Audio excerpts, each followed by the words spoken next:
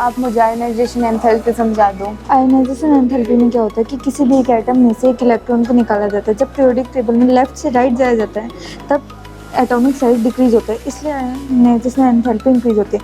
इन दोनों के बीच में एक रिलेशन है, ये दोनों आपस में इनवर्सली प्रोपोर्शनल है। अब हम एक क्वेश्चन कर लेते हैं। अब हम कंपेयर करेंगे आयनाइजेशन एंथैल्पी नाइट्रोजन की और ऑक्सीजन की।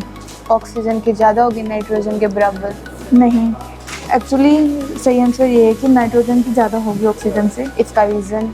ये तो मुझे भी नहीं पता, ये तो माही सर से पूछना पड़ेगा। चलो सर के पास चलते हैं।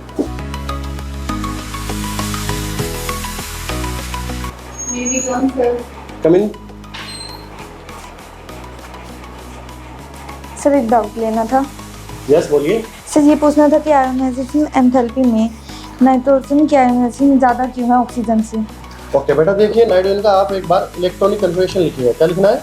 Electronic configuration. अगर आप इसका इलेक्ट्रॉनिक कन्फर्मेशन लिखते हैं तो एटॉमिक नंबर नाइट्रोजन का बोलिए 7।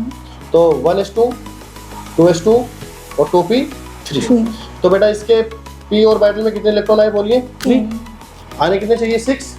तो बेटा ये हो गया हाफ फील्ड। क्या हो गया बोलिए? Half field. और सिमिलर आप ऑप्शन के बारे में सोचिए। ऑप्शन का एटॉमिक नंबर कितना? 8। तो इलेक्ट्रॉनिक कन्फर्मेशन क्या हुआ? 1s2, 2s2 और 2p4 हो गया ना बेटा जी। तो आप p में देखिए 1 2 3 4 आ गए।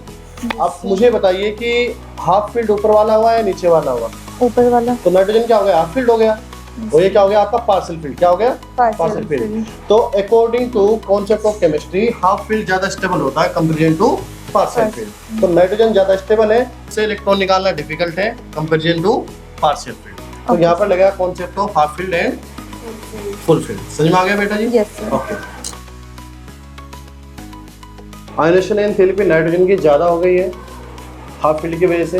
हाफ फील्ड से इलेक्ट्रॉन निकालना डिफिकल्ट है हमारे लिए। तो जो ये कॉन्सेप्ट है हाफ फील्ड और फुल फील्ड, अगर आपको डिटेल से जानना है तो जाइए हमारे CZSA के ऑफिशियल वेबसाइट चैनल पर और वहाँ पर आप देखिएगा केमिस्ट्री का lecture half filled and full field. धन्यवाद।